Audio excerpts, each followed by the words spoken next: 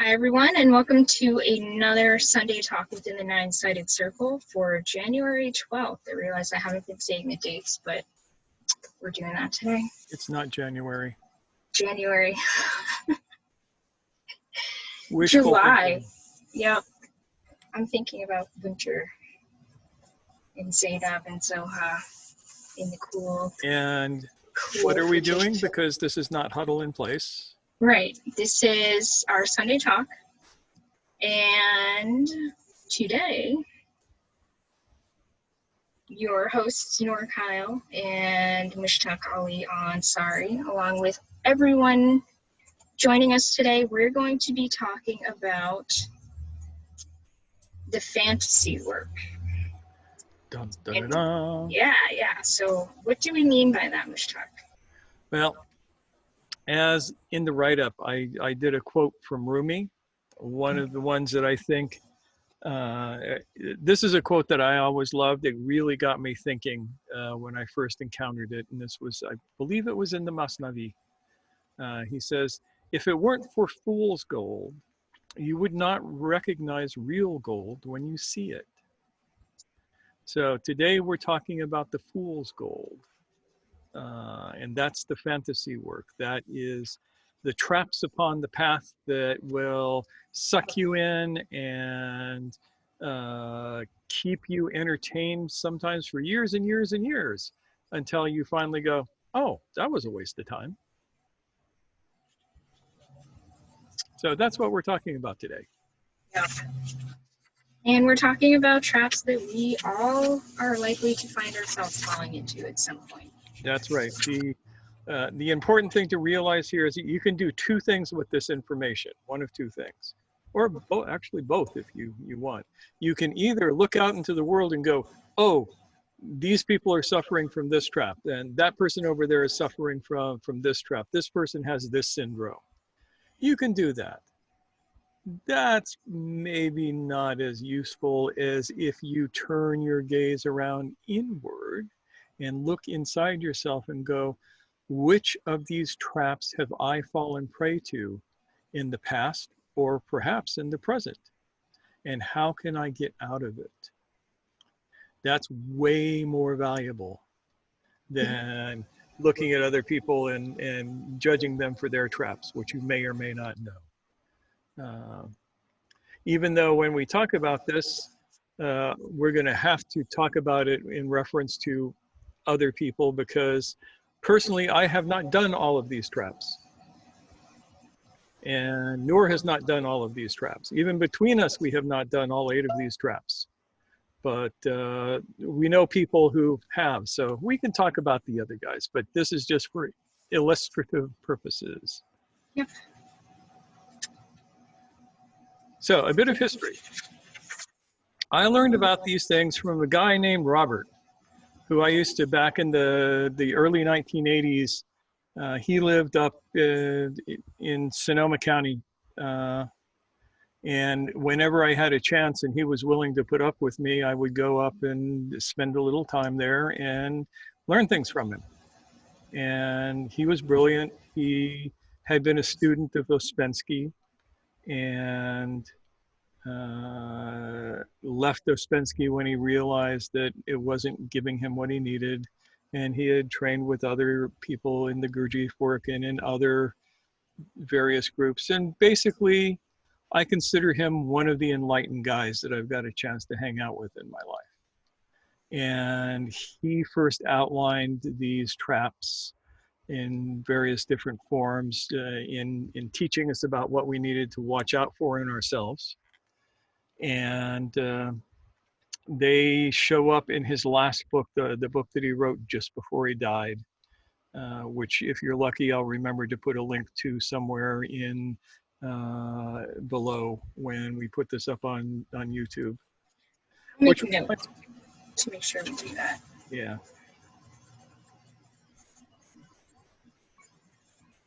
So there you go. And speaking of YouTube. Yes. Our usual spiel. Yes. Would you like to do the spiel, or shall I this time? You're on a roll. Let's have you do it this time. All right, I guess I'm on a roll. Better to be on a roll than in a roll. So here you are. You are on the Nine-Sided Circle channel. And if you are not live, you are viewing this on the YouTube. And if you're viewing it on the YouTube, welcome if this is your first time. If it's not your first time, welcome anyway. We're happy to have you. If you haven't already subscribed, let me suggest to you in the strongest possible terms that it would be wonderful if you could subscribe to us, because we would love to have you, and we would love to mess with YouTube's metrics a little bit and make them think that we're much cooler than we are.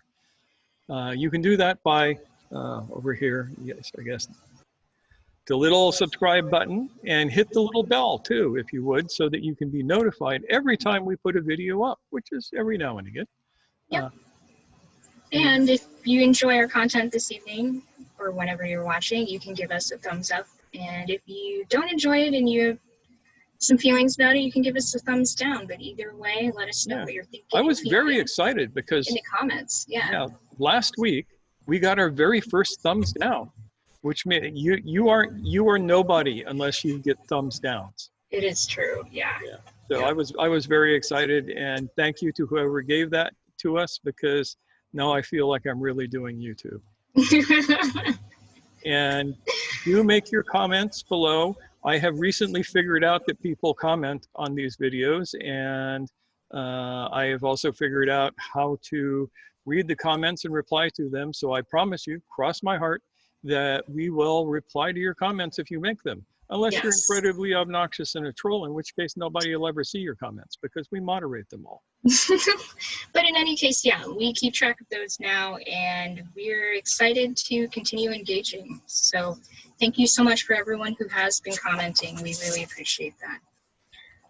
Anyway, back to the topic at hand. Fool's Gold, your mentor, his book. Well, he wasn't a mentor. He was just a guy I hung out with. If I called him a mentor, he would have thrown something at me. Yeah, that's fair. But he's somebody who I really enjoyed. Anyway, he outlined, he said, there is the work. And he liked using the work, you know, from his days with Ouspensky and stuff. And there is the fantasy work. And he points out that most people, when they finally wake up to the fact that there is such a thing as the work, they most often end up drifting off into things other than the work. The universe seems to be designed in such a way, or as I like to think of her, Maya, the most loving of all of the goddesses, has arranged it in such a way that your sleep will not be interrupted.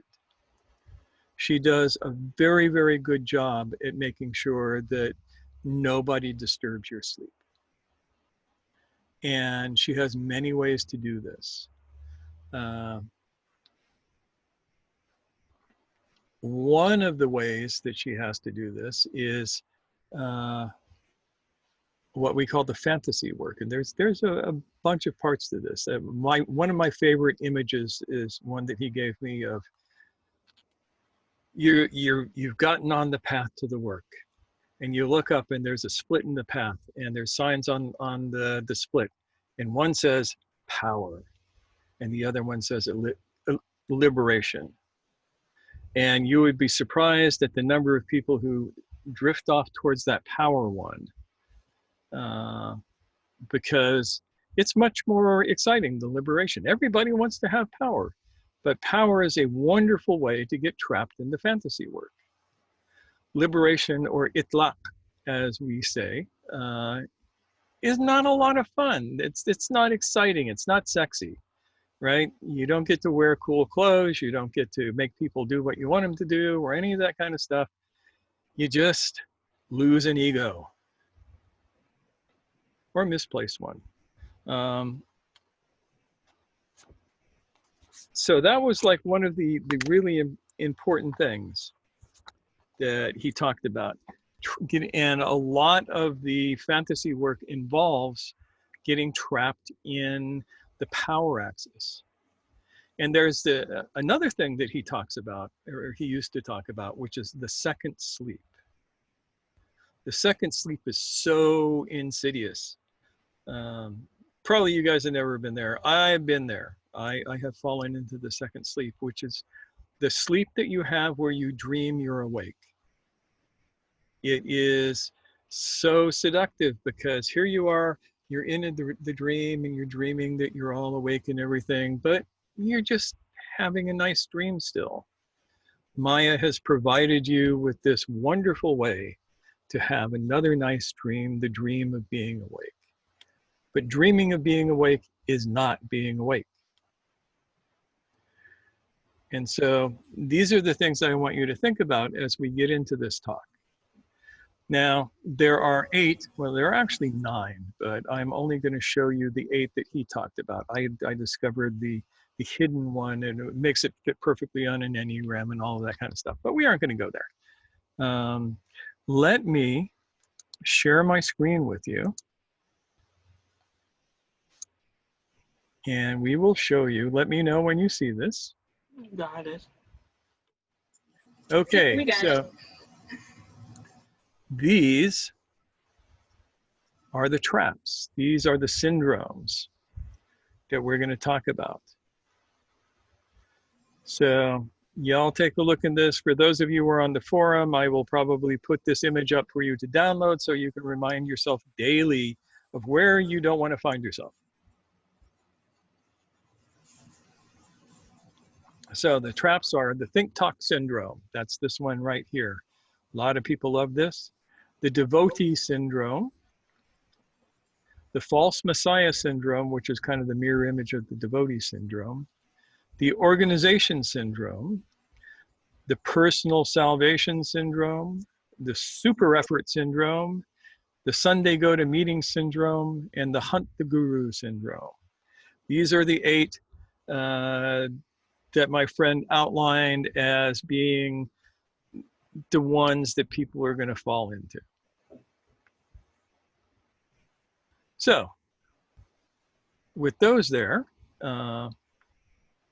let's start with the think-talk syndrome. This is a very popular one. Let me pop out of this here. This is where you think about the work. You talk about the work. You talk about the work with your friends. You talk about the work with your enemies. And then you think about the work some more. But you never, never, ever actually do the work. And just like you cannot feed yourself by talking about the food that's on the menu, you cannot wake yourself up thinking about waking up or talking about waking up. No. As another old friend once observed, you are not here to get a doctorate in waking up. You're here to wake up. And while the doctorate stuff, the thinking about the stuff, the pondering over, the analyzing, all of this kind of stuff is all fun, it's not the work. The work is in the doing. You either do the work or you don't do the work. You're either doing your practices or you're not doing your practices. There's no middle ground. It's like we used to say back in the 50s. You can't be just a little bit pregnant, right? You either are or you aren't. You're either awake or you're not. You're either doing the work or you're not. But folks who find themselves in this trap will, oh God, you will find them in every Facebook group on spirituality. They will spend hours arguing about the work, talking about the work, sharing their impressions of the work, their opinions about the work. There are some people who are on these forums for hours every day, and guilty.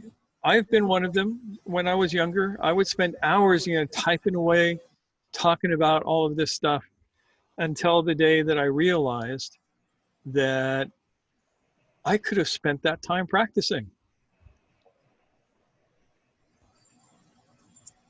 That was a major revelation. My teacher actually assigned me back in 1998 to form an online group to study Sufism. And he did it for a number of reasons. But one of the reasons was, I think he wanted me to discover this, that he knows I'm a bit of an intellectual, and he made sure that I could see that I was, well, this is not a child-friendly channel, so I can say mind fucking and get away with it, because that's what you do when you do this. And I was spending hours moderating this group. This was back when you had forums, and this was kind of a forum format. And it was amazing, the things that I learned from doing this. But one thing that I learned above all else is that all of the time that you spend talking about the work, you could be spending working. So that's this syndrome. And I don't know if that applies to anybody here, and frankly I don't care. This is not for me to monitor you. This is for you to monitor yourself, and see if you might be getting caught up in doing this. Yeah, so it sounds like there's a lot of over-intellectualizing involved with this trap. You're kind of stuck in the world of the mind, in the contemplation, stopping short of the active part, the participatory part. And the trap is that sometimes talking about something feels like participation, but are you actually going anywhere? Most of the time, the truth is, you ain't. And that's really hard to come to terms with until you really see it for what it is. Yeah, basically, here's the bottom line as far as I can tell. And that is, the only talking about the work that is useful is Dharma talk, to steal from the Buddhists. And you will get that with, some teachers will do that. Adyashanti, who is definitely an awake guy, he spends hours sitting around and talking to people. You can go to one of his lectures. They're very reasonably priced at the door, and I happen to know if you don't have any money, they'll let you in anyway. But he will spend hours just dialoguing with people, and that's useful. But what you have there is somebody who is awake versus somebody who is trying to wake up. And they help each other. But if Zainab and Ilmar and I got together once a week and we talked about all of the ideas of the work, we talk about work ideas, and we never actually put them into practice, then we have fallen into this trap. So Dharma talk's good, mental masturbation bad. I think that's a good way to put it. Yeah, mental masturbation. Yep. That's what that is at the core. So any thoughts on that before we go on to the next one? And I intend to get through all 8 of these, so hold on to your hats, folks. Yeah, and don't be ashamed if you see yourselves in any of these. I mean, I have definitely gotten stuck in the talk think syndrome trap, for example. Mushtaq admitted that he has too. So it's not even about admitting, No. It's about acknowledging and then being like, oh, okay, that's meaningful information. Again, what might be useful is if you gave us an idea what you mean by Dharma talk, as opposed to the other type of talk. Is it talk that intends to That's what I just did, talking about Adyashanti and the way he works with people. He does Dharma talks. He talks to the person in such a way that it is designed to cut through their ego and help them wake up. All right. So that's the characteristic of Dharma talk, is that Yes. it's designed to cut through somebody's ego. Good, thank you. It creates movement. Yes. Yep. An example would probably help. I don't know if I can be any more clear than that, unless you like go and watch his videos when he's Yeah, talking to people. that is what I would suggest as well. And you'll see how it's not just a chit chat. It's an intentional conversation. Yeah. And Okay, those of Elaine? you who work with the Noor or I have our version of this, which is sometimes kind and gentle, where we will let you chit chat a little bit, but we're always nudging you towards, and how's your practices? And that sort of thing. Okay, maybe just the spelling for the name would be good. Adya, Adya, Shanti, Shanti. Okay. Great guy. I guarantee you he is he's one of the people I call the enlightened guys. He's out there and he actually does the work. And he graduates students, which is also incredibly thrilling. And we'll get to why that is later.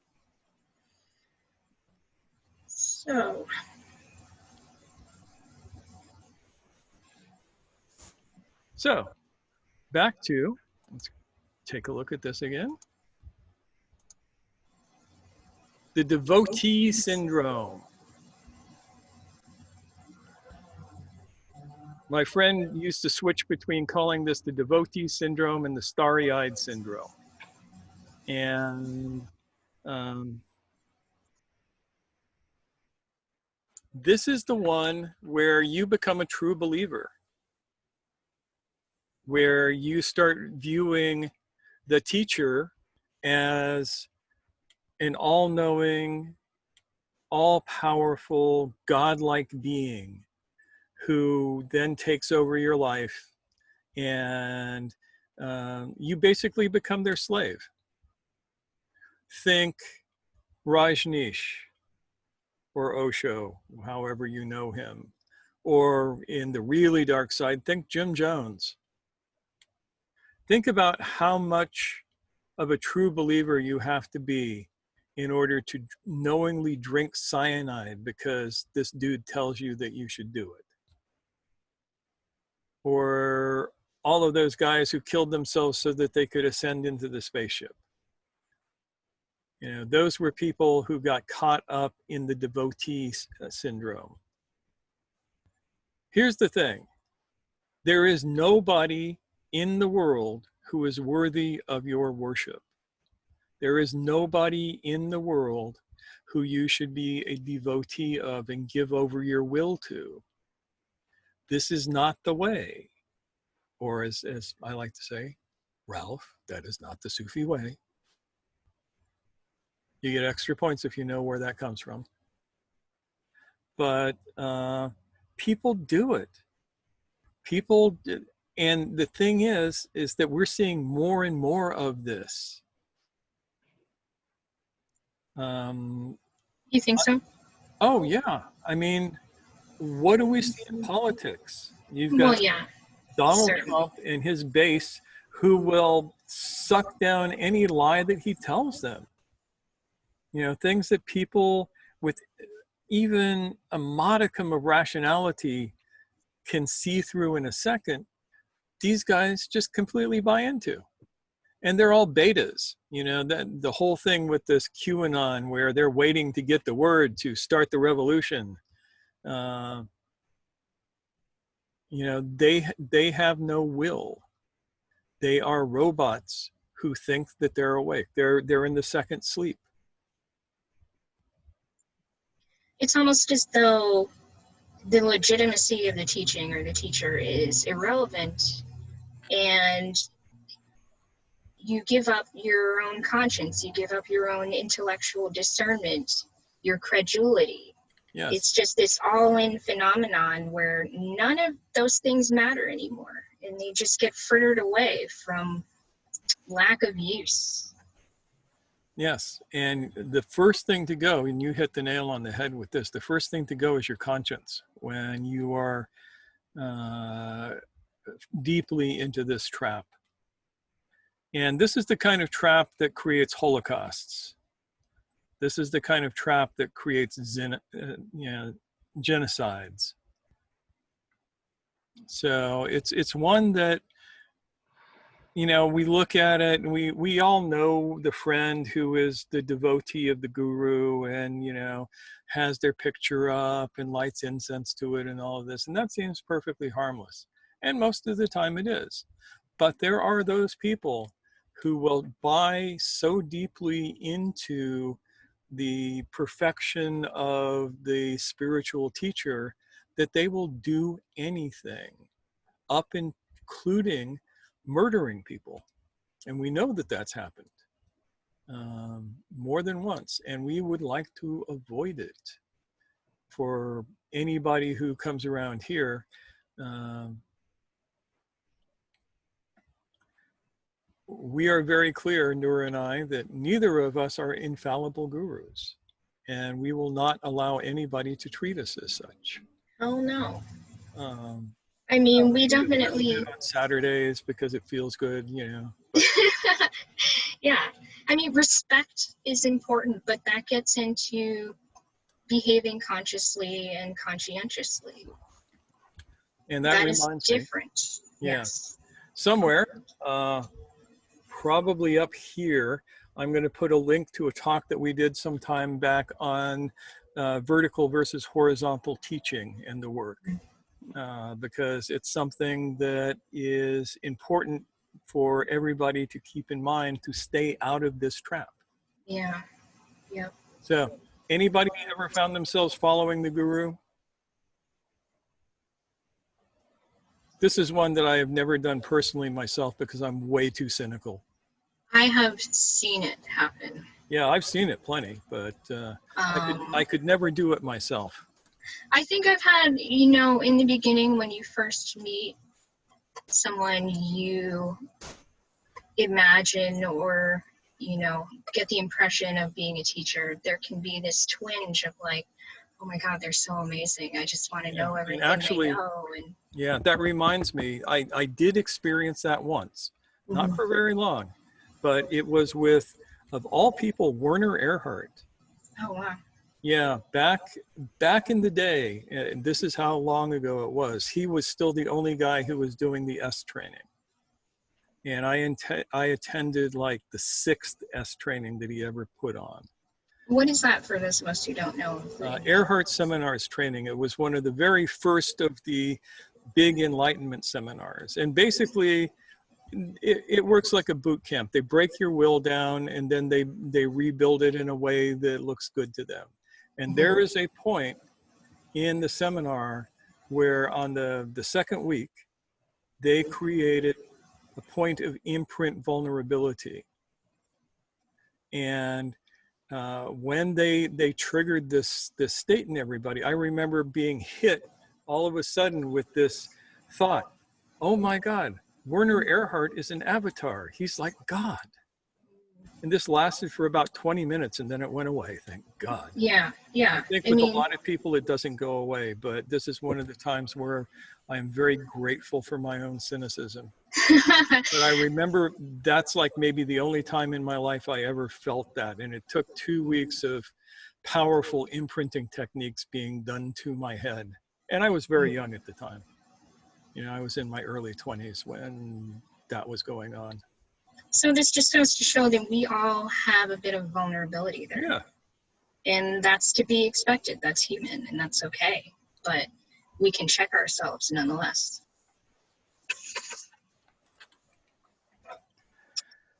So let's take a look at our little diagram again. And we've looked at the devotee syndrome, and now we're going to look at the false messiah syndrome. And this is the mirror image of the devotee. You cannot have a devotee unless there is a false messiah. And you cannot have a false messiah without devotees. So here we are, we're going to be looking at the false messiah syndrome. This is where you start believing your own press. People start going, oh, wow, he's so cool. And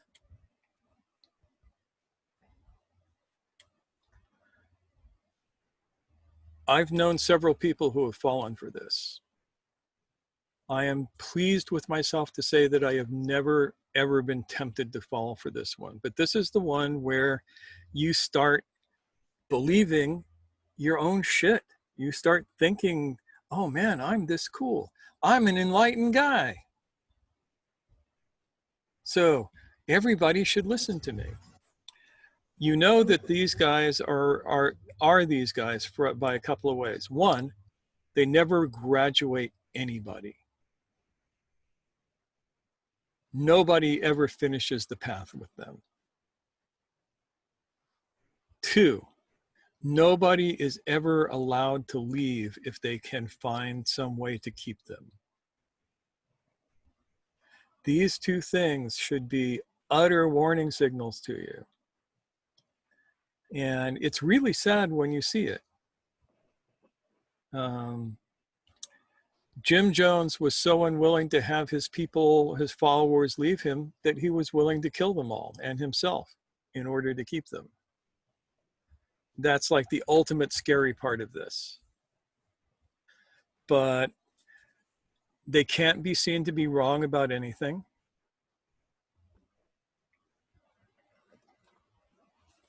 They fall prey to the what we call the burden of omniscience. They must know it all.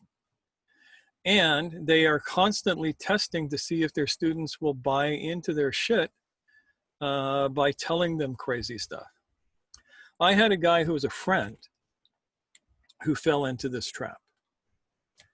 And he was a medicine man, and he was really good at what he did.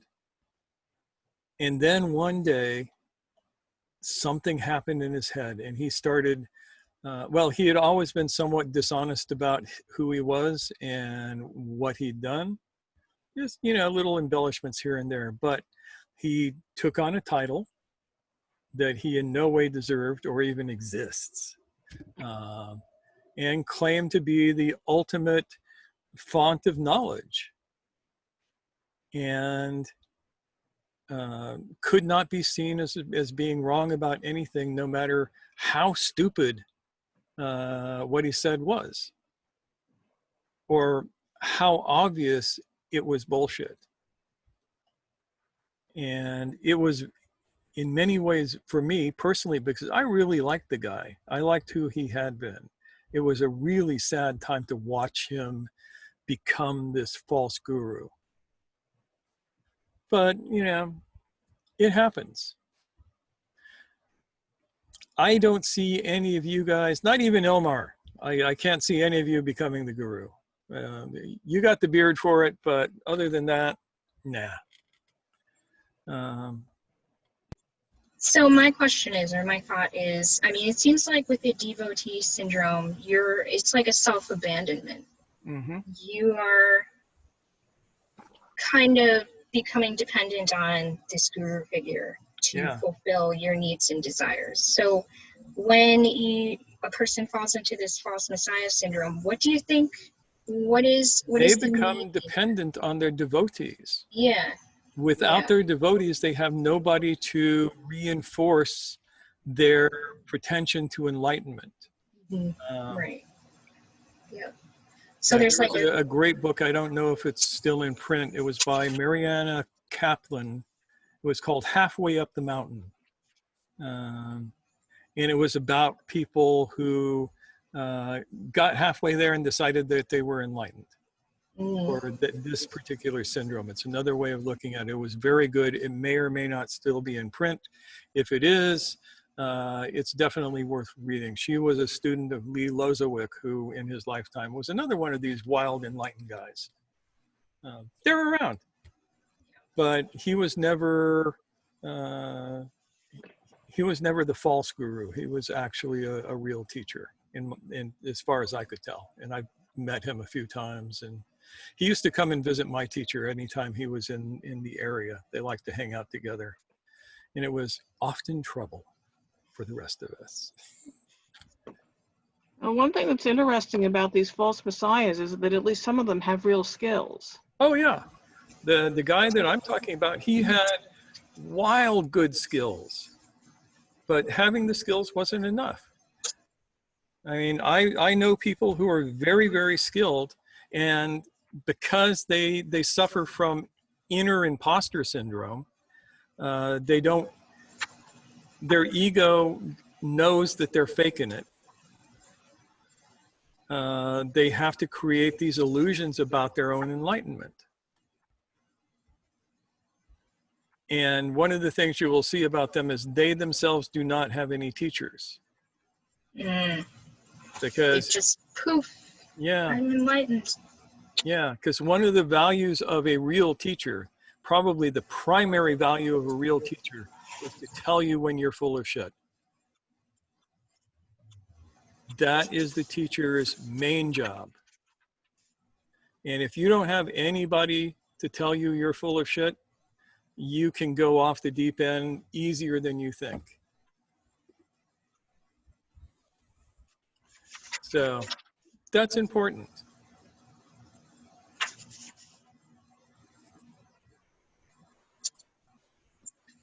Okay, no, I'm thinking of my wife. Well, yeah, wives oftentimes are a guy teacher's, you know, she has to do your dirty underwear, right? She knows you're full of shit. So she will keep you humble. I mean, Noor and I do that for each other. She has never let me slide when I've been full of shit. Not even once. Not even if I asked her to. She's like, nope, nope, you're full of shit. Accept it. Do you wash his underwear though? That's the real question. No, she does not. No. Yeah, thankfully no. So the trouble is with the false messiah is that they will kill you to keep you at the worst. And if they don't, they'll ruin your life in other ways.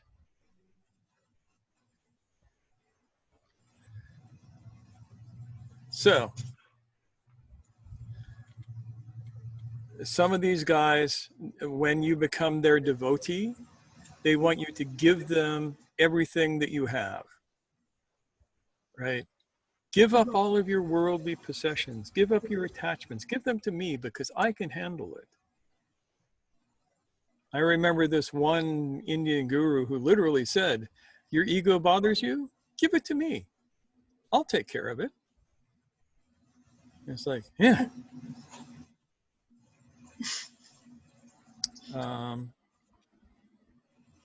So these guys are incredibly dangerous, and you want to stay away from them.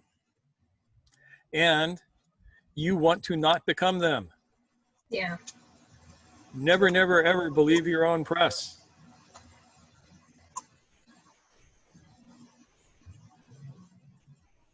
You know the story about the Roman emperors, right? When they're giving the triumphal march through the city after they've gone off and they've conquered the Gauls or something like that. They're riding on their chariot and everybody is screaming and yelling and hollering and jumping up and down and applauding and, you know, going Ave Caesar and whatever. And there's a slave walking behind the chariot repeating over and over and over again, remember, you too are mortal. Remember, you too are mortal.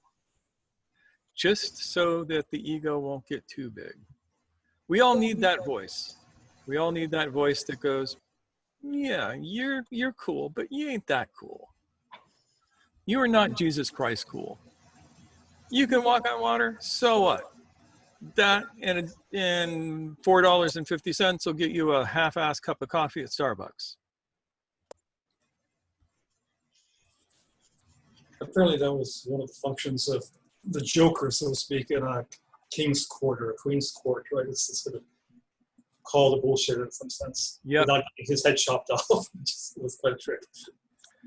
Yep, and that's an important, we all need more harlequins in our lives, more jesters who will make fun of us. Or, as my teacher used to say, hey, if you don't make fun of yourself, who will? Yeah, I like that. Yeah. So let's move on to the next one. This is a big one. The organization syndrome. Let me tell you about this. The organization syndrome is where, okay, you have a real teacher and they do their work and then they die. And then their secret student, their inner students, their senior students, they all decide, oh, we must carry on the work for the teacher. Now, the teacher never appointed them to do this. They just take it upon themselves to carry on the work.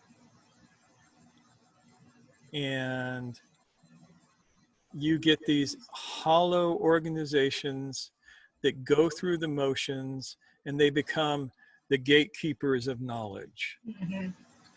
With this idea that they're continuing the teacher's work for the teacher. And the truth of the matter is that they can't. No matter how much they want to, they can't do it.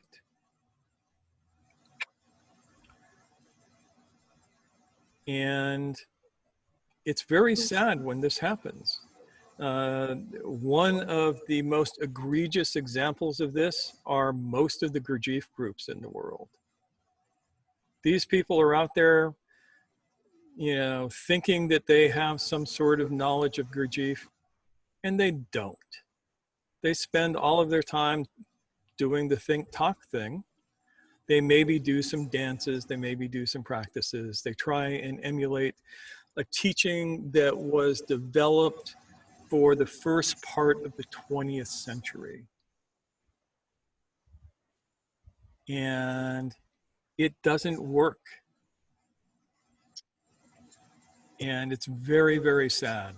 And they're not the only ones. They're the ones that come to mind for me because I have seen so many of these groups that are just, they read the books, they read it to each other, they try and do the physical exercises, they try and you know, they pretend like Gurdjieff is around and is guiding them.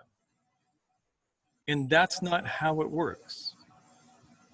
When a teacher dies, if they have not appointed a successor, the work dissolves. And it will reconstitute elsewhere. The work never goes away. But you can assume that unless the teacher specifically says, this person is going to carry on the work ends in that particular line. And if there is a successor, the work still, because the successor, if they are real, will create the work anew for their time and place. The work is always time, place, and people specific. If you try and do the work of Zoroastrians of 4,000 years ago, it will not work for you, no matter how cool you think you are. You can take the teachings sometimes and recreate something new that will work for you, but at best you get a religion. Yeah, I mean, this ties in Zoha's comment that this trap reminds her of religious institutions. And what you see when you have these organizations that start to develop, they take on hierarchical forms of, you know, top-down authority. They tend to become calcified, stagnated. It disallows a natural evolution to take place to meet the changing time, place, people, etc. And if these people, whoever they are, get power, they will kill real teachers. Mm. Think about it. Zainab and Zoha, you will recognize this, because what happened to Ali? What happened to Hassan and Hussein? What happened to any of the imams? Most of them were murdered. What happened to half the great Sufi teachers? Yeah, look what happened to Shamsi Tabriz, killed by Rumi's students. Right? What happened to Mansur al-Halaj? Right? Murdered by the people of Baghdad for having a spiritual epiphany. So when you get these stratified, sedimented, rigid, so-called schools or religions that have built up around a dead teacher, this is what happens. If they get power, they will kill you. If they don't have power, they will say bad shit about you on the internet. That's pretty much how it goes. Is owning buildings part of the trap? Say again? Is owning buildings part of the trap? You know, I suppose it could be, because owning buildings means that you have, you know, a financial resource and people can fight over it. And not just that, but you need to do things just to maintain a building. Yep. Yeah, I mean, you have to uphold the ideological constructs that metaphorically support that building as well. So you have a point there, yeah. Yeah, so that's an interesting thought, Nancy. Thanks for that. I'm going to have to contemplate that more, because there may be something to this. I think so. This is why Yeah. the original teachers of our way tried not to own much.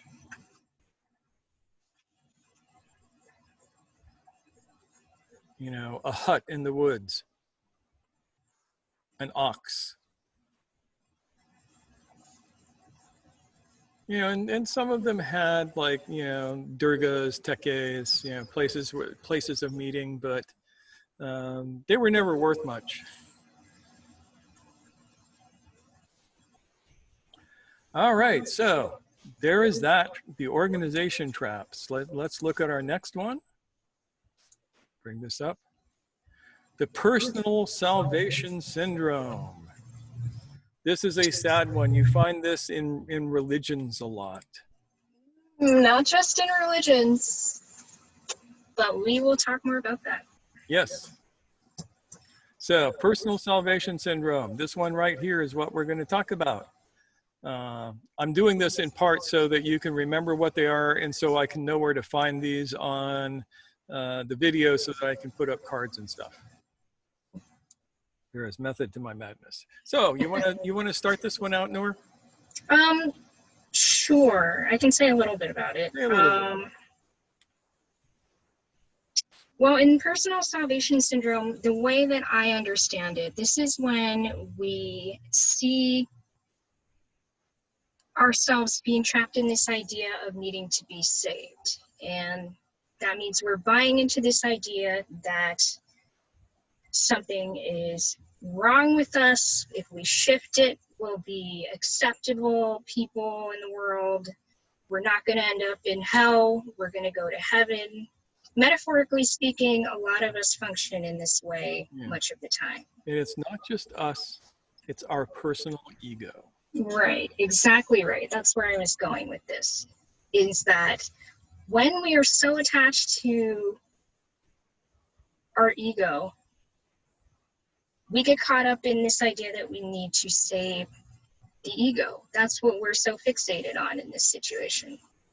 Why don't you say a little more about that, Mishtan? Yeah, this is a fun one, because when you find yourself in this trap, you will hold on to your personality with, all 10 fingernails dug in so that you can't lose it. And you're going to do anything so that your personality will continue. What you want is personal immortality for your ego, or that's what your ego wants. And this is a really dangerous trap for you. And sometimes you won't even know that you're in it until it's gone, which is an interesting thing. Where there will come a point where you can let go of wanting your ego to survive, wanting Mushtaq, the personal ego of Mushtaq to go on forever, right? Right. This is something that we all want. The Yoga Sutras say that the one thing even the wise and the learned cannot give up is the fear of death, fear of ego death. And this is the fear of not being. And so this is where you start making bargains. Or as I like to say the magic words and the duck will come down and save your ego.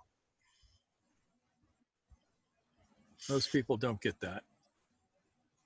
That's old school, man. Yeah, I'm telling you. But, what is, for instance, Christianity or Islam other than saying the magic words? Right? I used to live up in southern Washington, and we drove by this giant billboard almost every day, and it said, "Believe on the Lord Jesus Christ and thou shalt be saved." And I finally found the people who put it up and asked them what the hell that meant, and they said, "You have to accept Jesus Christ as your personal savior." And I said, "What the heck does that mean?" And well, you got to say that you surrendered to Jesus. There's the magic words.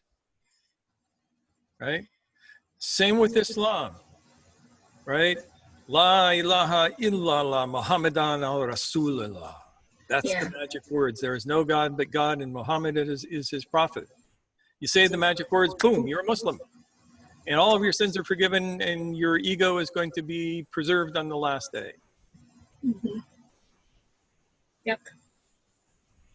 And then you get a rule book that says, do this, don't do that, and your ego's safe.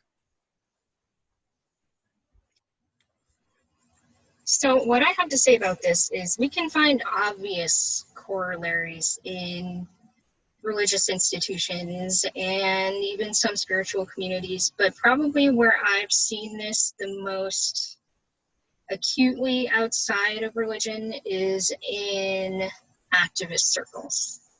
Oh, yes. Yes. So what I mean by that is there's this sense of, okay, if I do things in just the right way, I'll be accepted, I'll be a good person, I'll have proved that I'm valuable and that I'm worth being in the world. It's very much about me, with the hidden, the shield from that being, I'm doing things for other people, I'm doing the work in support of others. And I think that activist work is valuable, but the placement of focus, where you're focusing, what's motivating you, that's where you start ending up in this personal salvation syndrome trap. Yep. I understand that one. I've never been a sucker for the religious trap, but back in the 1960s, I fell for the activist trap for a little while. Yeah, then I fell right out of it again. I find that I'm still working this out of my system, and it's something I find very critical to my growth to work on, because I know how insidious it is. I know how painful it is to be stuck in this trap. It's like this cycle of, am I doing the right thing for the right reasons? It's like you're just chewing on that over and over and over again. And in the end, that's your ego talking. Yeah, and within those groups, there's a lot of purity. Exactly, yes. Yeah, there's a lot of puritanism. My last day as a so-called activist was in late in 1969, I was having a discussion with a guy who was the local leader of the SDS, Students for Democratic Society, which was basically a communist group. And I said to him, look, if I'm not willing to sit on an assembly line for the rest of my life for the man, why the hell would you think that I would be willing to do that for the people?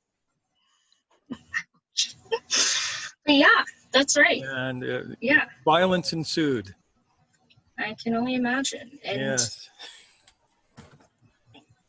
there's something very complex about this because, like I said, there is something in activism that is truly worthwhile and necessary.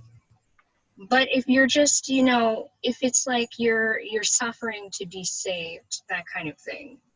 If you're getting yourself in this tizzy around, am I doing things that people are going to see and approve of me for? Yeah, you could, these days, you can become a good white person. Right, yeah. There's a lot to pick apart in that. And ultimately, it still comes down to identification with ego, bottom line. Yep. I'm wondering whether all of these traps are low quality versions of real virtues. They could very, very well be. They work because they echo reality without being it. It's like I said, they're part of the second sleep, where you were asleep and dreaming that you're awake.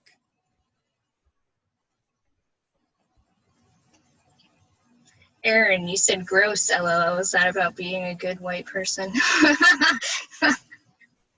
Yep, I thought so. Yeah, I agree. Yep. Yeah, especially as is defined by some external force somewhere. Yeah, I mean, that's the tough part. Yep. Yep. So moving right along. We're moving right along here. I guess, you know, in a way, this trap is probably the most real one to me, in a sense.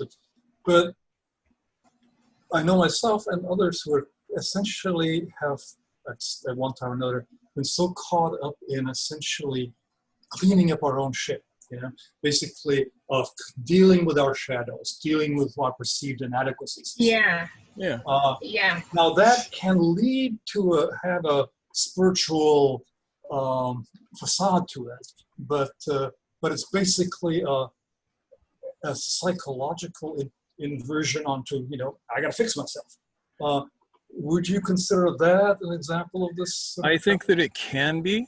I feel the same way. I feel that there can be value in it, but I also feel that it can take the turn of just being that same chewing over and over, like I'm bad and I need to fix my badness. Yeah. Because it's certainly the focus is certainly on oneself and specifically the ego, in the sense that it's the ego that's got issues. Yeah, one of the ways that you know that you've fallen into the trap is when that which is outside of you is defining what's good or bad for you. That's a really good point, yeah. Yep. And then the second point I want to raise was kind of the opposite pole of this. What about something like Theravada Buddhism? I mean, which was very much concerned about, in a sense, personal salvation, right? As opposed to Mahayana, which was more concerned about, you know, dealing with other people and stuff like that. Would you? I don't think, at least not in the true heart of Theravada Buddhism, that what is salvation is not salvation in the sense that we're talking about it. It is the egos of the world waking up. I mean, the whole Bodhisattva vow was, I'm going to hang around until all living beings are awake. But that's Mahayana. I mean, in the Theravada tradition, it was very much, you know, I'm going to become awake, and that's it. I'm checking out at that point, you know. The selfish Buddha. Yeah. Which, I mean, in a sense, they're doing their work, but it's definitely not But it's Yeah, definitely, I don't think that's the same thing, yeah, because I- they're I'm- looking to destroy their ego and find moksha, liberation, Right. and achieve nirvana, Right. which means extinction. Right. So they're looking to go and blow out their ego. Right. So Which would you is a different consider thing, rather that? than keeping their ego alive forever. Well, I think it depends on the emphasis, right? If Yeah. they're thinking, I want to, because here's the trap, right? I want to extinguish my ego so that I can go to heaven and live forever, or whatever the metaphor might be.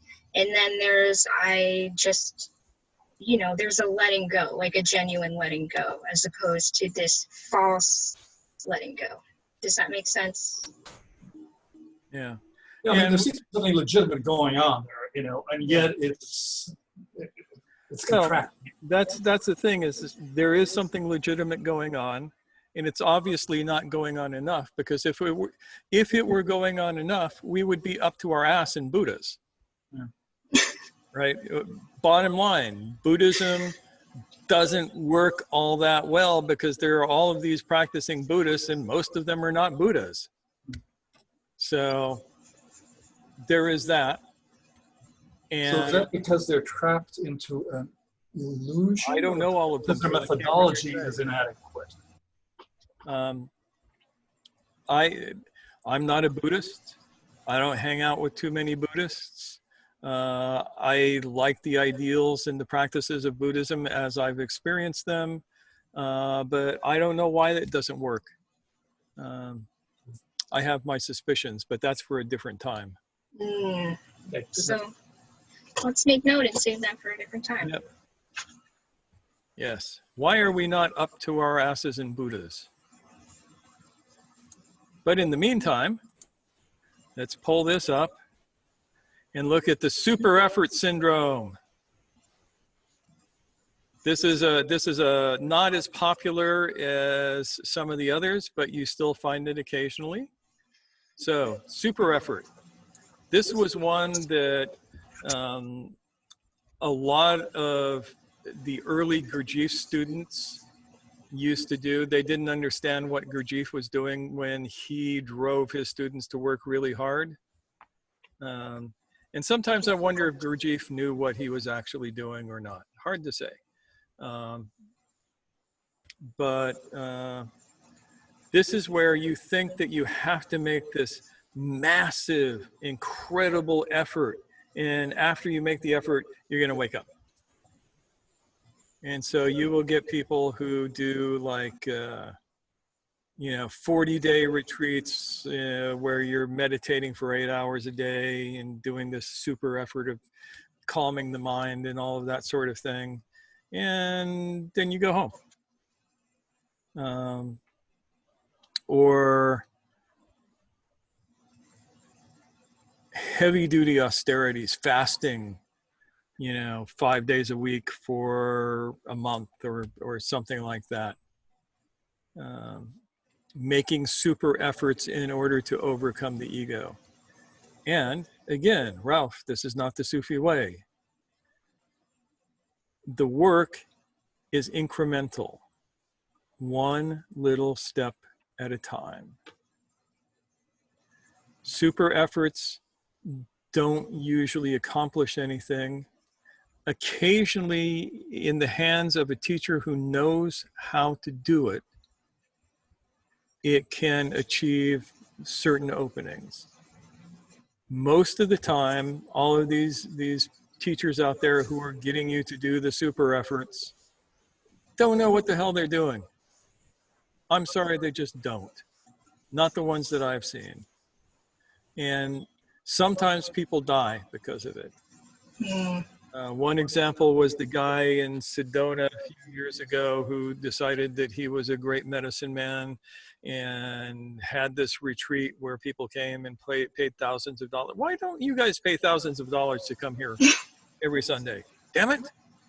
This guy paid had people pay thousands of dollars for him to have them make super efforts. And one of the super efforts was to be up in a sweat lodge that he had no idea how to run. And 2 people died. because he was clueless, and he was telling these people, you got to stay, you got to push through it. And that's the thing with a super effort is you got to push through it. You got to do the thing. Do the thing. And people died who didn't need to die. And so Sufis understand that the work is incremental, and super efforts are not required under most circumstances most of the time. And when they are required, it is under the guidance of a teacher who knows what the hell they are doing and who has been trained to monitor the effort that the person or people are making so that they don't kill themselves. Yeah, that's the thing, right? They're guardrails. Yeah.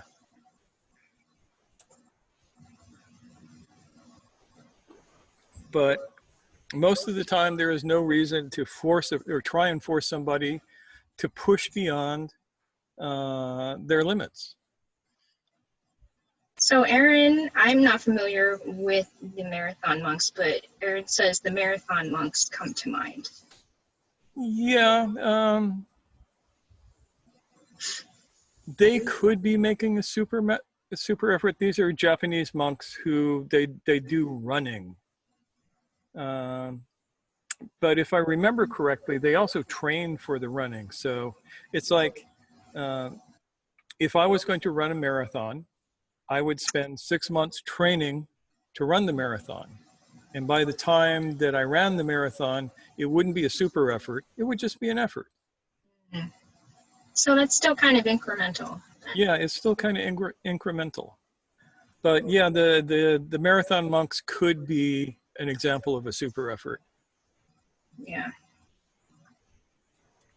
Could this be also along the lines of, oh yeah, okay. He says, just a thought, I didn't think they would necessarily be an example. Totally understood. And the real answer is that, I don't know, because I've never hung out with these guys.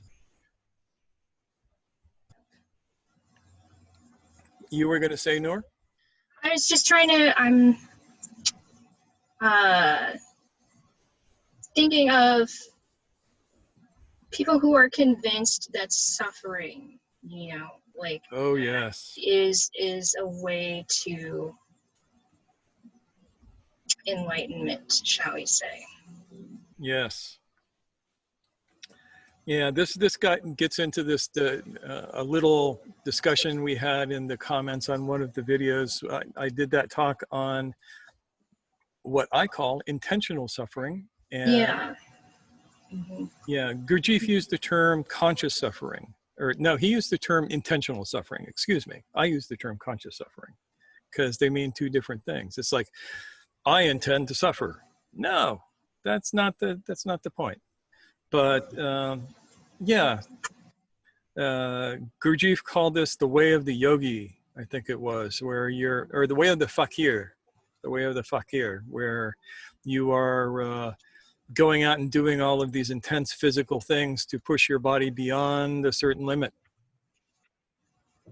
And so my advice is, don't make super efforts. So carrying on to the next one, the Sunday go to meeting syndrome. I'm not saying that I've ever been to this one. Never. So Sunday go to meeting syndrome. This is where you go to whatever your work group is and you hang out for the day, and then you go home and you forget about it. We see this in a lot of Sufi circles.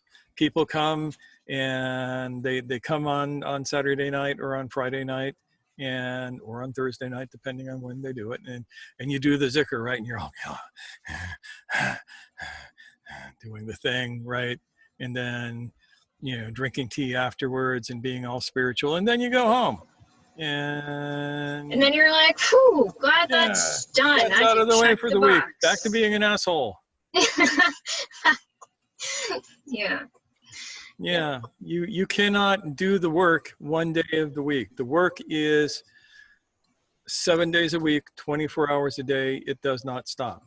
Yeah, I mean, it Not a kind of single- reminds me of, I took Chinese in college, and I didn't necessarily study for Chinese class, so I was basically doing the equivalent of showing up for class, doing an A-okay job in class, but not retaining anything, not taking it into my everyday life because I wasn't using it in my everyday life.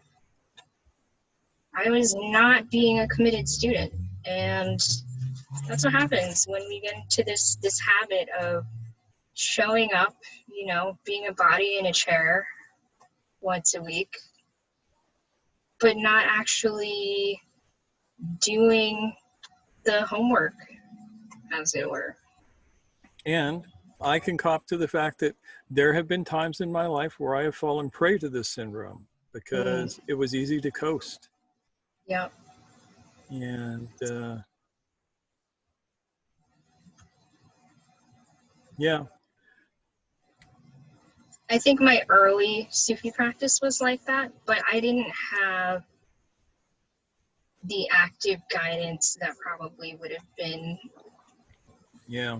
more motivating. Yep. When you're hardcore on the Sufi path, you need the active guidance to basically say, you know, you can't just do this once a week. Right. Yeah, because if you're left to your own devices, The what can ego you is do? lazy. Yeah. All right, this gets us to our last one, our very last one. Let me pull it up here. Voila, the hunt the guru syndrome. This is one that I think most of you will have seen a lot of. Let me tell you how this works. You meet a teacher. You go to some place, there's a teacher, they tell you things, it's all incredibly cool, and then you get bored. And then you have to go off and find another teacher, and you find somebody else, and they're incredibly cool, and then you get bored. And this goes on and on and on, and you never ever actually get deep enough into any work that you accomplish anything, and you just keep bopping from teacher to teacher. I've known a couple of people who were totally into this. It was the guru of the week with them. And it was sad to watch because, you know, you hang out with a teacher for a week or 2 weeks or a month or even 6 months or a year, and then you move on, and that's not enough time to get the work done. So There's an element to this where it's like if you're not receiving enlightenment from them, if they haven't delivered it to you, then they must suck, and oh well, I guess I'll move on now because this is boring, or it's not getting me anywhere. Yep, that does happen. I think early on I experienced some of this, and I think we can all experience it perhaps if we get a little bit off track and not so proactive in our own development. But early on, when I was basically looking for a teacher who was a good fit, I had a bit of this going on. And the effect was that I didn't really get anywhere. I felt like I was doing things and I really wasn't. I was like, oh, I must have outgrown them. Yeah, that's always a good one. Yeah. Yeah. So that is the 8 syndromes, the eight traps of the fantasy work. And again, let me remind you that this is not so you can go out and go, oh, that guy's in this trap. This is for you to check on yourself. See if you've fallen in any of these traps. I mean, you'll notice when other people are in the traps. And for some of this, like, you know, if you run across the false messiah, that's good to note so that you can run away quickly. but this is for you. These are traps that you fall into, not traps that other people fall into. The rest of us are fine. You're the one that you have to worry about. So any questions? And we're going to put this picture up on the forum, so that may jog any fresher questions that you have that you want to ask us later. But for the moment, if anything's popping up or any anecdotes that you feel comfortable sharing, of course. Yeah. Feel Which free one to, of these traps yeah. is your favorite?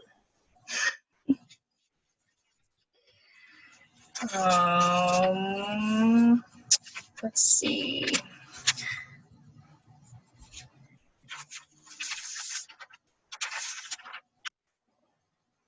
Well, I've got two sort of related thoughts.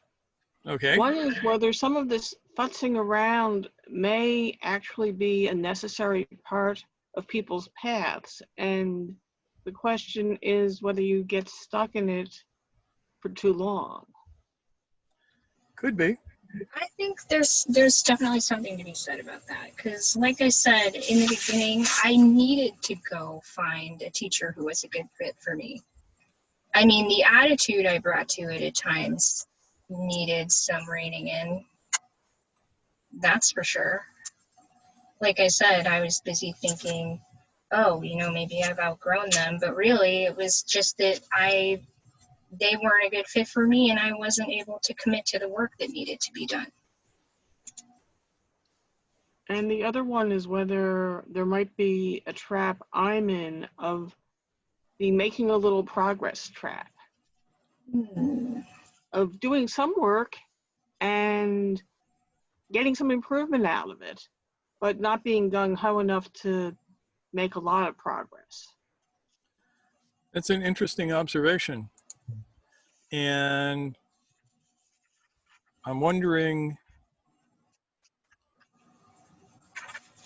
that might be a subset of the think talk trap. Might be.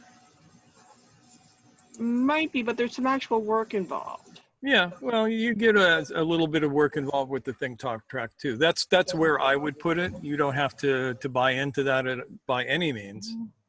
Put it where you are most comfortable. Yeah, I mean, if you recognize it as something that tends to trip you up, that's something to take note of, and you can place it wherever makes sense for you. I can say, aha, I found the ninth trap. There you go. Yeah, the thing to remember about this too is this is just a model. It's a model. It's not the truth. This is not the truth. This is a way of looking at things that can be useful. It's an organizational technique so that you can figure out what you might be doing. And it obviously worked even if you found something that wasn't on the list. Mm-hmm. Yeah. So, yay, Nancy. Yay, Nancy. So Aaron shares that the first trap is one he personally tries to stay vigilant against. Yeah, I'm with you, man. That's my favorite trap, the think talk one, because I am such a damned intellectual sometimes. I can just sit around and think about this stuff for hours. I tease him and say, God, you're such a brain. Yeah. Yep. And I appreciate that about him, but it's definitely a spot that he and I both see ourselves getting stuck in. Yep. Aaron also says, I have a similar difficulty to what Nancy mentioned. Yep. Understandable. Yep.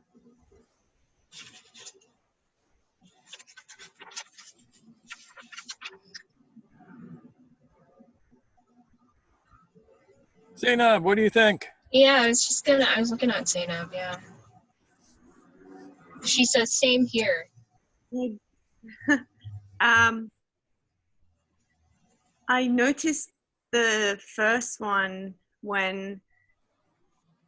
especially with the stick fighting practice, no matter how much I like and I have the moves in my head, as it comes to doing, it's in 2 minutes I get bored.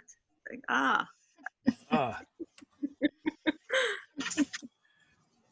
But also, the personal salvation, maybe because of my religious background. Yeah. Though it's easier to catch myself because it's being there always. Mm. But yeah, That's a tough one. I mean, I find that one personally challenging. I've found that I've kind of worked through the childhood, oh, I want to be good because I want God to approve of me part. But I still struggle with, oh, I want my community or like the peers that I seem to be attached to validate me and my goodness or whatever, that kind of thing. Blah. Yeah, we're trying to get that out of you, but Yeah, it we're might working take a on week. it. Yeah. But thank you for sharing, Zainab. Yeah, we've gone a little over time. I had a feeling this was going to be a longer. Yeah, this was going to be a long one. We got the whole 8 thing. Yeah.